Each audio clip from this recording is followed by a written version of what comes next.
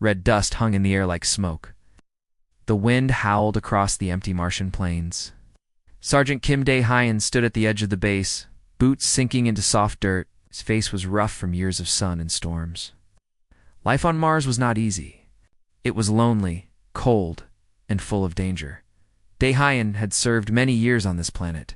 He was used to silence.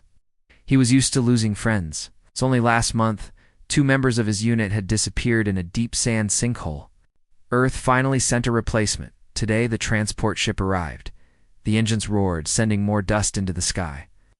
Dae-hyun waited to see who would come. The door opened. A small figure stepped out. She was wrapped in a large recon suit, 2 sizes too big. The helmet came off. Her name was Lee Ha-jin. She looked too young. Her face was calm, eyes sharp.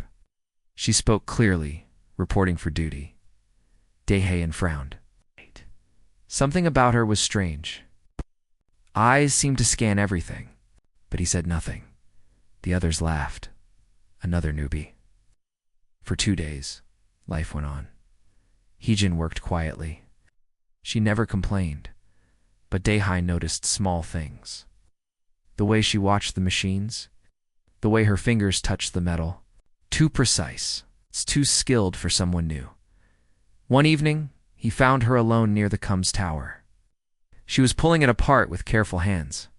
"What are you doing?" he barked. Ha-jin turned, but did not flinch. "The relay was broken. I fixed it." Dae-hyun checked the machine. She had not just repaired it, she had upgraded it. The wires were cleaner, the sensors better than before. "No Earth rookie could do this," he asked. "Where did you train?" Ha-jin tilted her head. "Off-world." That night, Dae-hyun watched her more closely. Late into the night, he woke to find her outside, standing barefoot under the twin moons. Her skin glowed faintly in the dark. He did not confront her. Not yet. The next day, he asked questions. "Where are you from?" "What school?" she answered. But her words felt too perfect, like she had memorized them. There were small pauses. Days passed. The team noticed her strange ways. They whispered behind her back. Dae-hyun grew more certain Ha-jin was hiding something. After a hard patrol through the canyons, when the others were resting, Ha-jin came to him.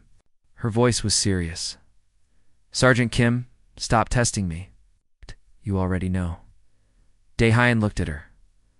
"What do I know?" She took a breath. "I am not human." "Not exactly." "I am from a small moon, far from here. My people were made for peace. We do not fight. We learn. We bond." Dae-hyun crossed his arms. "And why are you here?" "I wanted to meet humans. To learn how you live, my world. When we bond with someone, it is for life." He stared at her. "So you took a dead recruit's name and came here." "I did not kill anyone. The name belonged to one missing. It was the only way I could come." Dae-hyun shook his head, and now Ha-jin looked into his eyes. "No more tricks, human. I am your playmate. For life." Dae-hyun tried to laugh, but she was not joking. The wind blew softly around them. Mars watched in silence. From that day on, Lee Ha-jin followed Sergeant Kim Dae-hyun everywhere. During training, during meals, even during rest, she was always near. At night, she curled up beside his bunk on the floor. The other soldiers laughed. "You got yourself a pet, Dae-hyun. Your little Martian girlfriend is obsessed." A hand grumbled, but said nothing. Deep inside, he knew it was more. He began to notice things. During drills, Ha-jin handed him tools before he even asked. Then he slipped on the rocks she caught. Him quickly, strong for someone so small. She copied his humor, learning every word, every tone. But more than that, she seemed connected to Mars itself. She could tell when a sandstorm was coming. She could find safe paths in dangerous canyons. It was like the planet whispered to her. One night, as the moons hung low in the sky, Ha-jin gave him a small glowing sphere. "What is this?" he asked. "Memory of me," she said softly. "My real form. If anything happens to me, you will know who I was." Dae-hyun frowned. "Why would something happen?" "I am not supposed to be here," she replied. "If my people find out, they will come. Or maybe your people will." The next morning, alarms echoed through the base. Red lights flashed. Soldiers ran to stations. "What is it?" someone shouted. Daehan checked the screen. Mars Authority. "Drones. They are scanning for genetic anomalies." Haijin looked at him calmly. "They found me." Daehan stood. "Then we run." "You will be marked too," she warned.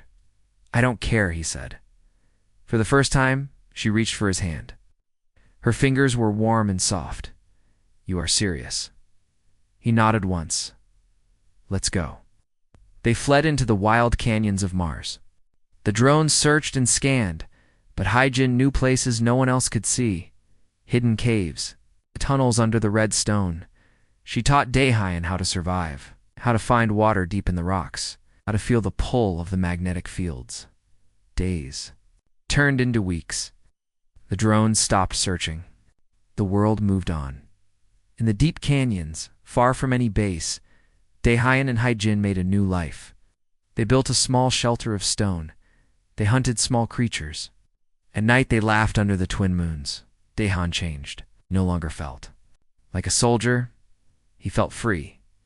He saw the planet with new eyes. Jin taught him to listen to the land, to feel its rhythm. She too changed. Her skin no longer needed to hide. It shimmered softly in the moonlight. Her voice was warmer, her smile brighter. One night, sitting beside a small fire, Daehan asked, "Why did you choose me?" She looked at him. "Because you saw me. You didn't turn me in." In my world, that means a bond. And once it is made, it is forever. Daehan smiled. "No more tricks." She shook her head. "No more tricks, human. I am your playmate. For life."